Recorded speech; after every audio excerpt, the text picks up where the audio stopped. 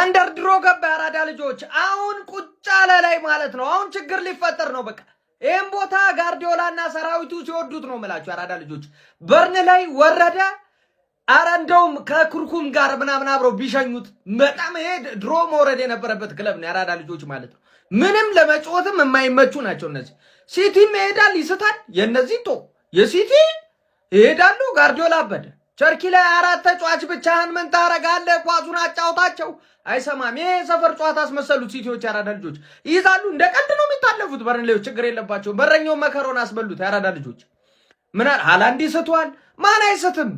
ራሱ ጋርዲዮላ ገብቶ ሁሉ ሊሞክር ነበር ያራዳ ልጆች። ምን አለፋችሁ? በባሌም በቦሌም ግን 3 ነጥቧን ይዟት ወጥቷል። አብሶ 4 ደቂቃ ተጨምሮ 94ኛው ላይ በርንሌዎች ኮርና ሲያገኙ የጋርዲዮላ ፊት ያራዳ ልጅ ያን ፊት እኔ ሲርበኝ ብቻ ነው ማቀው። ከዛ ውጪ ቶ ያራዳ ልጆች ምን አለፋችሁ? በዚህ በዛ አሁን ሲቲ ቦታው ላይ ቁጭ አለ።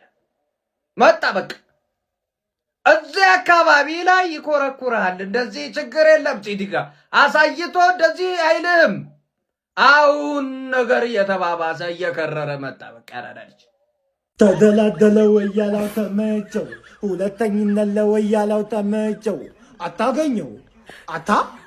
አታገኘው በስንት ጊዜ እንኳን ለቤታ በቃ ወያልዬ እንኳን ለቦታ ለዙፋን ለተከበረው ለተቀደሰው ለሁለተኝነት እንኳን አበቃ።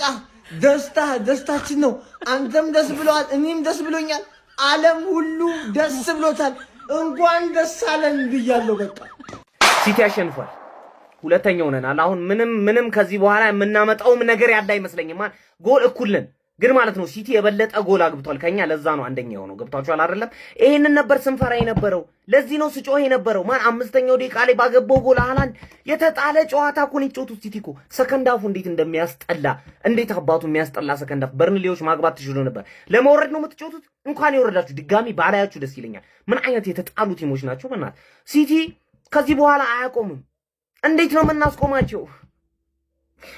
ጋርዲዮላ አንደኛ ሆኖ ማለት ነው። ጋርዲዮላ አንደኛ ሆኖ ጭራሽ ወደ ታች በፍጹም ነገር ነው የማይመለስላችሁ። በፍጹም ማለት ነው። ግን እንቋጥራለን ጋይስ። ያለን አማራጭ ለሌላ ቲም ላይ መቋጠር ነው። የራሳችንን ድል ለሌላ አሳልፈን ሰጥተናል። ዊ አር ባክ ይላል። ወደ ቦታችን የተመለስ ነው። ቀድሜ ተናግሬያለሁ። ግን እኔ እንደ 1-0 የሚቀፍ ውጤት የለም። የሚቀፍ ለምድሮ ጎል ማናገበው በርንሌን ማሸነፋችን ግዴታ ነበረ። ለምሮ ጎል ማናገበው አይኖ በጣም የሚያረካ። እኔ 90ኛው ደቂቃ ላይ እንደዚህ ኮርና ሲያገኙ መሬት ለመሬት መንበርከክ አለብኝ ግዴ። ተሳቀኩ እኮ አንተ። ስንት ኳስ እኮ ሚስ እንደሚያደርጉ 10 ኳስ ስታለ። እኔ ሳቪኒዮ አትግባ በቃ አንተ። የሚሰጥ ኳስ አያውቅም፣ የሚመታ ኳስ አያውቅም። እኔ እሱ ሰውዬ ክፉ አታናገረኝ ባክባክ። እኔ አሁን ሰላሜ ነው የምፈልገው። ወደ ቦታዬ አንደኛ። እንዴት ነው ደስ የሚለው! በጣም ነው የምትችሉት። እግዚአብሔር ሲጀመር እኔ ያላስጣልኩትን ማን ሲቲ በርንሌ እንዲያስጥልልኝ መጠበቄ ነው ጥፋት። ይገባ አይደለ? ግን ተስፋ ሰጥተውኛል እኮ ተስፋ ሰጥተውኛል። ሲቲ አንድ ጎል ካገባ በኋላ ነው ለመድገም ያደረገው ጥረት በሙሉ ነው የከሸፈበት። በተለይ ሰከንድ አፍ እኮ በርንሌዎች ምንም አልፈጠሩም። ነው ፈርስት አፍ ያላቸውን እድል 2-1 ማድረግ ይችሉ ነበረ። ቀሽሞች ካይል ዋከር ትችላለህ አንተ 10 ቁጥራቸው ነህ ለካስ ላለመውረድ። ዛሬ እኮ መውረድሽን አረጋገጥሽ። ለምን በ1-0 ምናምን ነገር አባቴ። እሱም ለነገሩ አሪፍ ነው። ጎል ዲፍረንስ እኩል ሆንን። አሁን ከ7ኛ ሳምንት ጀምሮ ፕሪሚየር ሊጉን እየመራን የነበር ነው። አሁን በጎል ዲፍረንስ እኩል ብንሆንም እነሱ የበለጠ ጎል አግብተዋል፣ ከኛ የበለጠ ጎል አግብተዋል። እኛ ደግሞ ጎል አልገባብንም። ክሬዲት የሚሰጠው ደግሞ ጎል ያገባ ስለሆነ እኩል ጎል ዲፍረንስ 37 ሆነን አንደኛ ላይ ሲቲዎች ዱቅ ብለዋል ማለት ነው። ሰከንድ ሃፍ ግን በተለይ 60 ደቂቃ ፔፕ ጎል ለማግኘት ያደረገው ጥረት አልተሳካም።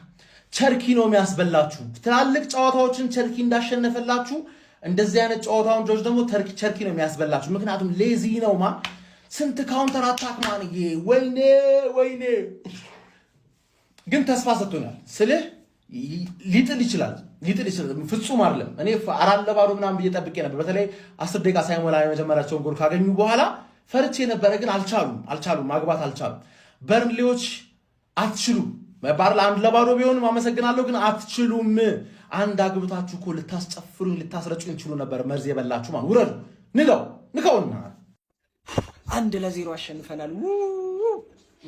ጎል ድገሙ ብዬ ይኸው አሳቀው። ቶፕ ኦፍ ዘ ሊግ ንጉሱ ወደ ቦታው ተመልሷል። ሚዜውም ወደ ቦታው ተመልሷል። ያራዳ ልጅ 3-4 ብናገባ በጣም ደስ ይለኝ ነበረ። ጎል ዲፍረንስ ምናምን ብለው ተስፋ ለሚያደርጉት እንጂ እኛ ከበላን የታወቀ ነው። ነጥብ አስፍተን ምናምን ነው አሳምነን የምንበለው። ኤኒዌይ ግን እንድናሸንፍበት የምፈልገው መንገድ ነው ያሸነፍነው። ገባህ? ለእኔ ያሳቀቀኛል እንጂ እንደዚህ አይነት ዊን ደስ ይለኛል። ለምን ለቋጣሪ እርር ያደርጋል። ገባህ አይደለ? እኛ እንደዚህ ነበር አርሰናል አንዳንዴ በማያሳምን ሁኔታ ሲያሸንፍ ቅጥል ስንል የነበረው። በተለይ አንድ ጎል ተስፋ ሰጥቷችሁ ካላገቡ በጣም ነው የሚያናደው። እረዳችኋለሁ ቋጣሪያንስ። ወልቭስ ግን አስደስቶኛል። ቶፕ ኦፍ ደ ሊግ ወደ ቦታሽ ቅዳሜ ትርፍ ጌም ትጫወታላችሁ ከኒውካስትል። ትርፍ ጌም ተጫወታችሁ ራሱ እንደምትቀበሉን እጠራጠራለሁ። አልደበረኝም ሚንስ ማለት ነው። እንዴት መሰላችሁ? እግዚአብሔር እኔ ኤክስፔክት አድርጌው ከነበረው በተሻለ መንገድ ነው በርንሌዎች የተጫወቱት። እድሎችን መጠቀም አልቻሉም። ኦፍ ኮርስ እኔ ሲጀመር እንደዚህም አይደለም ኤክስፔክት አድርጌ የነበረው። ሲቲ በሰፊ የጎል ልዩነት ያሸንፋል ብዬ ነበር። ብዙ ጎል እንዳያስቆጥር ነበር ስቋጥር የነበረው። ዳት ሴት በቃ ተሳክቶልኛል። ለመሰላችሁ ሲቲ 6 ጨዋታዎች ነበር የሚቀሩ ከዚህ ጨዋታ በፊት፣ እኛ ደግሞ 5 ጨዋታ። ሶ አንድ ጌም እንደ አድቫንቴጅ መውሰድ ይችላል። ጎል ማስቆጠር ካለበትም ያ ቃል ኦልሬዲ ማለት ነው የጎል ዲፈረንሱ ምን ያህል ማተር እንደሚያደርግ። ሶ ሲቲ በዚህ ጨዋታ ላይ ማለት ነው የተሻሉ የጎል ልዩነቱ ሞር የሚያስፋበት ቻንስ ይኖራል ብዬ ነበርና ያ ደግሞ አልሆነም። እስቲዳውን ነጥባችንም ጎል ኤቭሪቲንግ እኩል ነው። ሶ ከዚህ በኋላ እኩል 5-5 ጌም አለን። የተሻለው ቡድን እንግዲህ ዋንጫውን ማሸነፍ ይችላል። ሁሉንም አሸንፎ የተሻለ ጎል ያስቆጠረ ቡድን ዋንጫውን ማሸነፍ ይችላል ማለት ነው። ሶ እቺን ቀሪ አንድ ጌም እንደ አድቫንቴጅ እንዳይጠቀም በጣም ደስ ብሎኛል። ከዛ ውጭ በርንሌዎች አሪፍ ነው። የበርንሌውን በረኛ ባይዘወይ አለማድነቅ አልችልም። ኤቭሪቲንግ ኮንፊደንሱ በቃ ኤቭሪ ሞመንት ላይ በጣም ፐርፌክት ነበረ።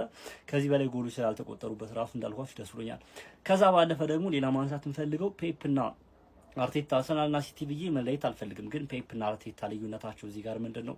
አርቴታ ቢሆን 1-0 እየመራ ልክ ከ70 እና ከ80 በኋላ እቺን ጎል ተከላክዬ አስጠብቂ ልውጣ ምናምን አይነት ነበር ሜንታሊቲ እንትን የሚለው ማለት ነው። ፔፕ ግን ኦፍ ኮርስ ጎል ይፈልጋል በዚህ ጨዋታ ላይ። ሜቢ አርቴታም ሊያደርገው ይችላል።